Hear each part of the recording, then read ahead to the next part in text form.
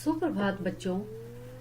कक्षा 5वीं, विषय हिंदी, उप विषय पाठ 5, पुष्प की अभिलाषा।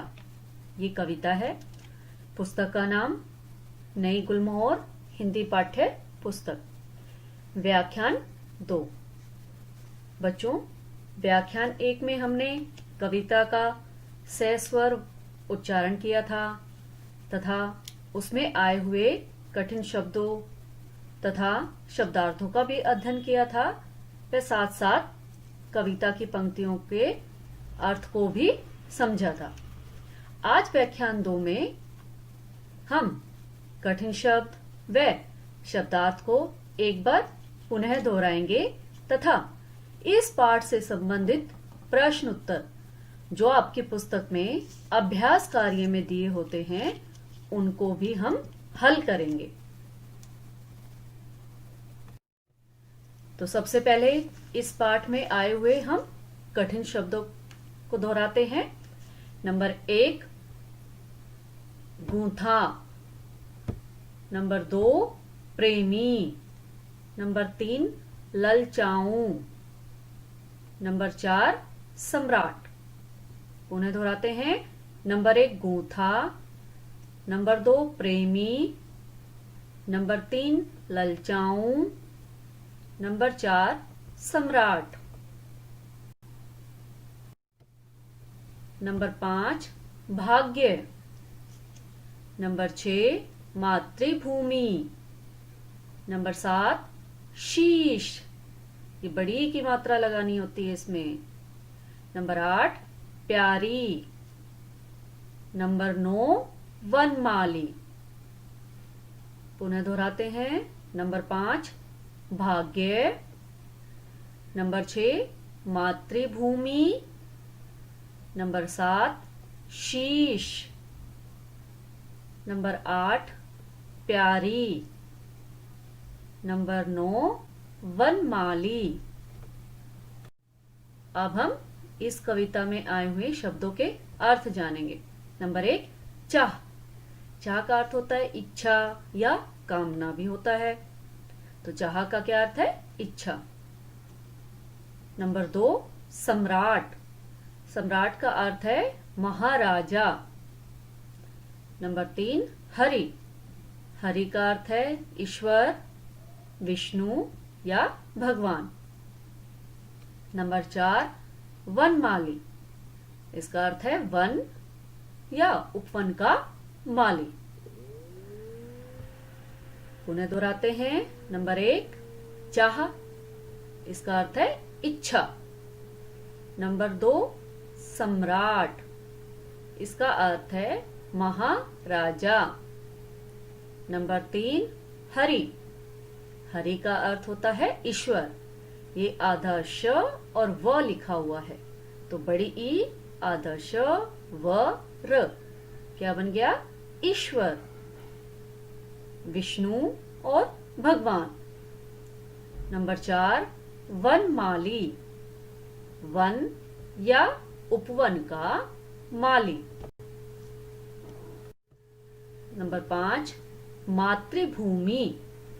मातृभूमि का अर्थ है जन्म भूमि, अपना देश, जिस भूमि पर हमने जन्म लिया है। नंबर 6 सुरबाला। इसका अर्थ है देव कन्या या अप्सरा। नंबर 7 शव। इसका अर्थ है मृत शरीर। नंबर 8 इठलाता। इसका अर्थ है इतराना या नखरा दिखाना। नंबर 9 पथ। इसका अर्थ है मार्ग, रास्ता। पुनः दोहराते हैं। नंबर 5 मातृभूमि। इसका अर्थ है जन्म भूमि यानी कि अपना देश। नंबर 6 सुरबाला। इसका अर्थ है देव कन्या, अप्सरा। नंबर 7 शव। इसका अर्थ है मृत शरीर। नंबर 8 इठलाता। इसका अर्थ है इतराना या नखरा दिखाना। नंबर 9, पथ। पथ का अर्थ होता है मार्ग, रास्ता। बच्चों, अब हम इस पाठ का अभ्यास कार्य करेंगे। अभ्यास कार्य हमें अपनी पाठ्य पुस्तक में करना है। जिन बच्चों के पास अपनी पाठ्य पुस्तक है हिंदी की, वो बच्चे यह कार्य अपने पाठ्य पुस्तक में कर सकते हैं। पेंसिल से करना है आपको। जिन बच्चों के पास अभी पाठ्य पुस्तक नहीं है, वो यह कार्य अपने हिंदी की नोटबुक में कर सकते हैं। कार्य करते वक्त ध्यान रखना है कि आपका लेख साफ व सुंदर होना चाहिए। आप अपनी पाठ्य पुस्तक में जब काम करते हो तो पेंसिल से करते हो, तो गलत हो गया उसको काटना नहीं है, उसको आप मिटाकर दोबारा लिख सकते हो। तो कार्य आपका साफ व सुंदर लेख में होना चाहिए। प्रश्न 1 है इसका, सही उत्तर के सामने सही का निशान लगाइए। बच्चों, कविता आप पढ़ चुके हो तो उसके आधार पर आप इन प्रश्नों के उत्तर भी दे सकते हो। ये तो आपके विकल्प दिए गए हैं। 4 विकल्प हैं इस प्रश्न में। पहला इसका प्रश्न है, पुष्प क्या इच्छा रखता है? पुष्प की क्या इच्छा है, क्या चाहता है? तो पहला विकल्प है सम्राटों के शव पर डाले जाने की। कविता में हमने पढ़ा था, फूल तो यह नहीं चाहता सम्राटों के शव पर डाला जाऊं, तो यह हमारा सही उत्तर नहीं है। दूसरा विकल्प है सुरबाला के गहनों में गूंथे जाने की। तो यह भी हमने कविता में पढ़ा था, यह भी हमारा विकल्प गलत है। तीसरा है सम्राटों के सिर पर चढ़ने की। यह विकल्प भी गलत है। तो हमारा इस प्रश्न का सही उत्तर क्या है? सैनिकों के चरणों में बिछ जाने की। यानी कि पुष्प की इच्छा है सैनिकों के चरणों में बिछ जाने की। तो हमने इसके सामने सही का निशान लगा दिया। प्रश्न ख। प्रश्न ख है, पुष्प स्वयं का अर्थ है अपने आप को तोड़कर कहां फेंक दिए जाने की बात कहता है? पुष्प स्वयं को तोड़कर कहां फेंक दिए जाने की बात कहता है? पहला विकल्प है देवालयों में। देवालयों का अर्थ होता है मंदिरों में। तो यह हमारा विकल्प गलत है, क्योंकि पुष्प की यह इच्छा नहीं है। दूसरा है राजाओं के उद्यान में, बगीचे में। तो यह विकल्प भी हमारा गलत है। तीसरा विकल्प है सैनिकों के मार्ग पर, यानी कि फूल चाहता है कि उसे तोड़कर सैनिकों के मार्ग पर फेंक दिया जाए। तो यह विकल्प हमारा सही है। तो इस पर हमने यहाँ पर सही का निशान इसके सामने लगा दिया है। अगला विकल्प है संतों के मार्ग पर। साधु संत होते हैं, उनके मार्ग पर। तो फूल की यह भी इच्छा नहीं है। तो हमारा इस प्रश्न का सही उत्तर है सैनिकों के मार्ग पर। प्रश्न 2 है, निम्नलिखित प्रश्नों के उत्तर लिखिए। प्रश्न क, कविता के आधार पर बताइए कि पुष्प का उपयोग कहां कहां किया जाता है। कविता के आधार पर आपने बताना है कि कविता में कौन कौन सी पंक्तियां आई हैं, कहां कहां फूल का उपयोग किया गया है। तो हम इसका उत्तर पढ़ते हैं। पुष्प का उपयोग सुरबाला के गहनों में, प्रेमी माला में, सम्राटों के शव पर डाले जाने में और देवों के सिर पर चढ़ाए जाने में होता है। इस प्रश्न को और इस उत्तर को पुनः दोहराते हैं। कविता के आधार पर बताइए कि पुष्प का उपयोग कहां कहां किया जाता है। उत्तर है पुष्प का उपयोग सुरबाला के गहनों में, प्रेमी माला में, सम्राटों के शव पर डाले जाने में और देवों के सिर पर चढ़ाए जाने में होता है। प्रश्न ख, पुष्प सुरबाला। सुरबाला का अर्थ क्या पढ़ा था हमने? अप्सरा या देवकन्या। तो पुष्प सुरबाला के गहनों में क्यों नहीं गूंथा जाना चाहता है? उत्तर है पुष्प यानी कि फूल देशभक्तों के लिए न्योछावर होना चाहता है। न्योछावर का अर्थ होता है अपने आप को समर्पित करना। इसलिए सुरबाला के गहनों में गूंथे जाने की चाहत नहीं रखता है। प्रश्न को और उत्तर को पुनः दोहराते हैं। पुष्प सुरबाला के गहनों में क्यों नहीं गूंथा जाना चाहता है? उत्तर है पुष्प देशभक्तों के लिए न्योछावर होना चाहता है। इसलिए सुरबाला के गहनों में गूंथे जाने की चाहत, चाहत का क्या अर्थ होता है? इच्छा, चाहत नहीं रखता है। प्रश्न ग, पुष्प प्रेमी का हार बनने का इच्छुक क्यों नहीं है? उत्तर है पुष्प किसी न किसी रूप में देश सेवा करना चाहता है। प्रेमी माला का देश सेवा से कोई ताल्लुक यानी कि मतलब नहीं है।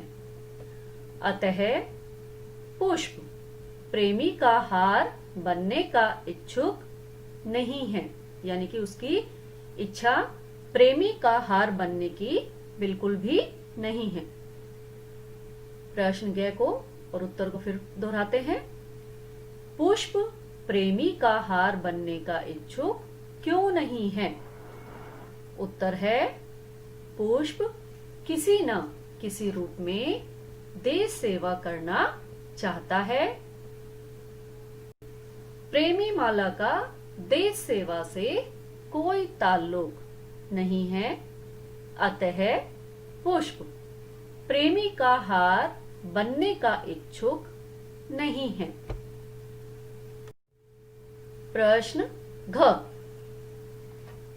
पुष्प की क्या अभिलाषा है? पुष्प की क्या अभिलाषा? अभिलाषा का अर्थ होता है इच्छा। इससे हमें क्या सीख मिलती है? जो आपने यह कविता पढ़ी है, इससे हमें क्या सीख मिलती है? उत्तर है पुष्प वनमाली से। जो वन की और उपवन की देखभाल करता है उसे कहते हैं वनमाली। पुष्प वनमाली से स्वयं को तोड़कर उस पथ पर फेंकने के लिए कहता है जिस पथ से मातृभूमि पर शीश चढ़ाने के लिए वीर सैनिक गुजरने वाले हों। यानी कि पुष्प वनमाली से कहता है कि मुझे तोड़कर उस रास्ते पर फेंक दो जहां या जिस रास्ते से इस भारत भूमि की सेवा पर अपने आप को न्योछावर करने के लिए वीर सैनिक वहां से गुजरने वाले हैं। तो इस कविता से हमें क्या सीख मिली? इससे हमें देशभक्ति की सीख मिलती है। यानी कि पुष्प देशभक्ति के लिए सब कुछ करना चाहता है, या देशभक्ति के लिए जो लोग अपने प्राण निछावर कर देते हैं उनके रास्ते में वो अपने आप को बिछाना चाहता है। प्रश्न को पुनः पढ़ते हैं। पुष्प की क्या अभिलाषा है? इससे हमें क्या सीख मिलती है? उत्तर, पुष्प वनमाली से स्वयं को तोड़कर उस पथ पर फेंकने के लिए कहता है जिस पथ से मातृभूमि पर शीश चढ़ाने के लिए वीर सैनिक गुजरने वाले हों। इससे हमें देशभक्ति की सीख मिलती है।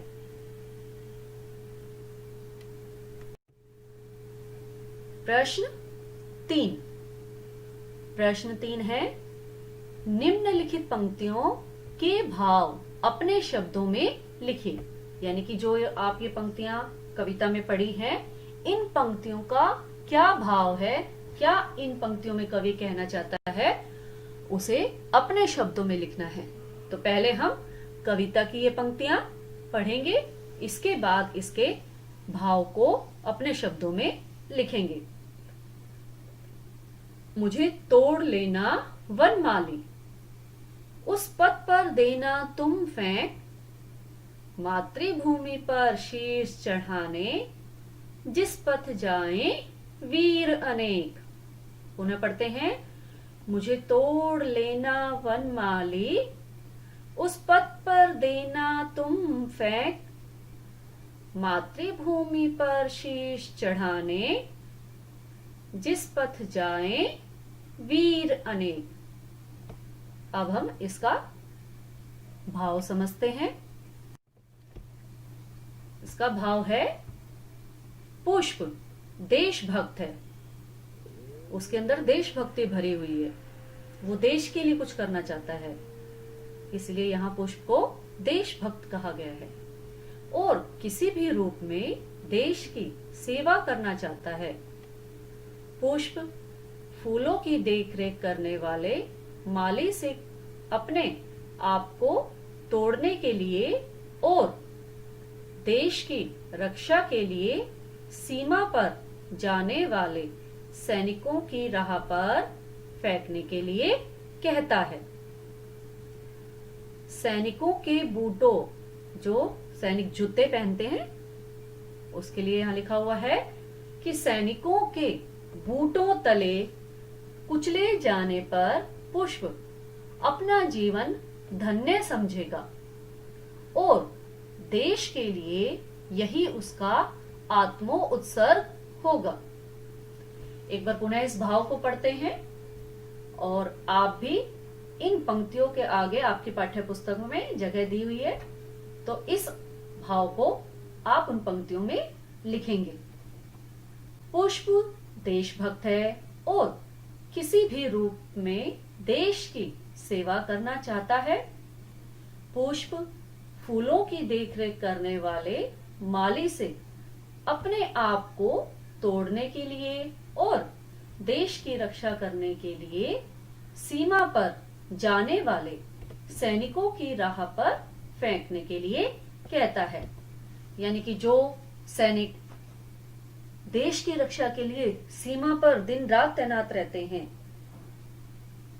उनके रास्ते में फेंकने के लिए अपने आप को वनमाली से कहता है।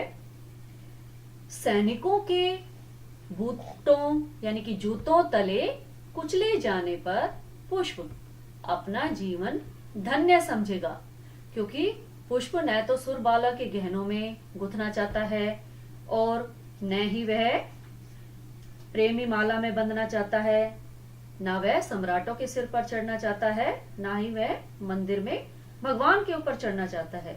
उसकी इच्छा तो सिर्फ यह है कि वह सैनिकों की मार्ग में बिछ जाए, अपने आप को समर्पित कर दे। तो जब वो सैनिक उस रास्ते से गुजरेंगे जहां पर वो फूल पड़े हैं, वो फूल जब उन जूतों के तले कुचले जाएंगे तो पुष्प क्या करेगा?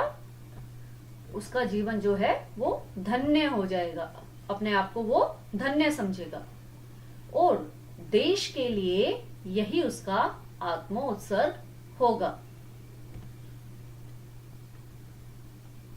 अब आपको कविता भी समझ में आ गई होगी, व्याख्यान 1 की, और अभ्यास कार्य भी आपको समझ में आ गया होगा। आपको अपने पाठ्य पुस्तक में साफ व सुंदर लेख में इसको लिखना है। तो बच्चों, व्याख्यान 2 का आज का आपका गृह कार्य है पाठ 5 पुष्प की अभिलाषा के कठिन शब्द और शब्दार्थ कॉपी में लिखो। आपको व्याख्यान 1 में भी करवाए गए थे कठिन शब्द व शब्दार्थ, व्याख्यान 2 में भी करवाए हैं। आपको पहले उनको याद करना है, फिर अपनी हिंदी की नोटबुक में उनको साफ व सुंदर लेख में लिखना है।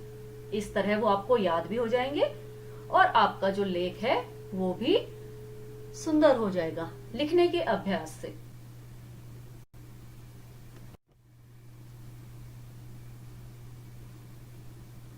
ये कठिन शब्द एक बार पुनः देखेंगे।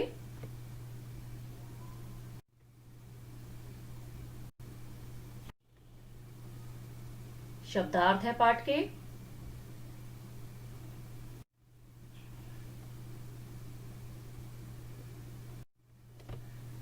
बच्चों, व्याख्यान 1 का आपको जो गृह कार्य दिया गया था, उस गृह कार्य का हल हम देखते हैं कि क्या हमने अपना गृह कार्य सही किया है। इसमें प्रश्न था, निम्नलिखित प्रश्नों के उत्तर दीजिए। तो ये प्रश्न आपकी कविता पर ही आधारित है। प्रश्न क, किसके गहनों में गूंथे जाने की चाह पुष्प को नहीं है? उत्तर है सुरबाला यानी कि देवकन्या या अप्सरा के गहनों में गूंथे जाने की चाह पुष्प को नहीं है। प्रश्न ख, इस कविता के कवि कौन हैं? इस कविता के कवि आपको व्याख्यान 1 में भी बताया था। तो उत्तर है, इस कविता के कवि माखनलाल चतुर्वेदी हैं। इस कविता के कवि माखनलाल चतुर्वेदी हैं। ये बच्चों हम है पर अनुस्वार लगा रखा है, लेकिन आप यहाँ कहोगे कि माखनलाल चतुर्वेदी तो एक वचन है और हैं तो बहुवचन के लिए आता है जब ये अनुस्वार आता है। तो और क्या पहचान बताई थी कि जब हम किसी अपने बड़े के लिए या किसी को सम्मान देने के लिए हैं शब्द का प्रयोग करते हैं और इसमें नए अनुस्वार होता है, तो इसीलिए हमने जो हमारे कवि हैं हमसे बड़े हैं तो उनके लिए हमने यहाँ पर हैं लिखा है। प्रश्न ग, शीश चढ़ाना मुहावरे का क्या अर्थ है? शीश का अर्थ है सिर, तो शीश चढ़ाना मुहावरे का अर्थ है जीवन अर्पित करना। उत्तर पुनः पढ़ते हैं। शीश चढ़ाना मुहावरे का अर्थ जीवन अर्पित करना है, अपने आप को अर्पित करना, समर्पण करना।